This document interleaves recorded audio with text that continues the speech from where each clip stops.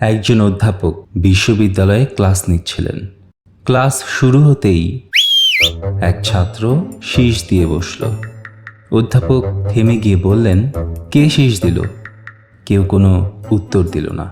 তিনি আবার পাঠে দেওয়া শুরু করলেন। কিছুক্ষণ পর সেই ছাত্র।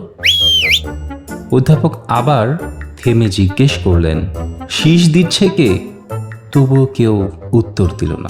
তিনি আবার ক্লাস নেওয়া শুরু করলেন। কিন্তু তৃতীয়বারের মতো আবার যখন শীষ এলো, তিনি বই গুটিয়ে বললেন, আজকের ক্লাস এখানেই শেষ। তবে এখন আমি তোমাদের একটা গল্প শোনাব। ক্লাসে নেমে এলো নিস্তব্ধতা। সবাই মনোযোগ দিল।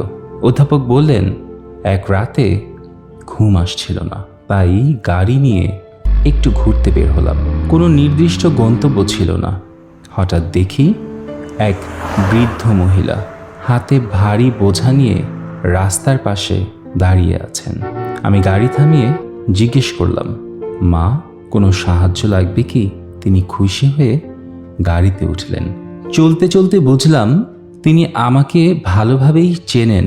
তিনি আমার চোখের দিকে তাকিয়ে বললেন, ডক্টর সাহেব, আমার একটা অবৈধ সন্তান আছে। সে আপনার ইউনিভার্সিটিতেই পড়ে। আমি চাই আপনি তার পাশে থাকুন, তাকে মানুষ হিসেবে গড়ে তুলুন।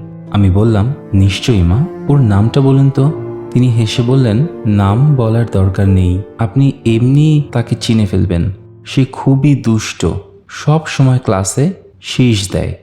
এই কথা শুনে ক্লাসের সব ছাত্র সেই শীষ দেওয়া ছাত্রীর দিকে ঘুরে তাকালো।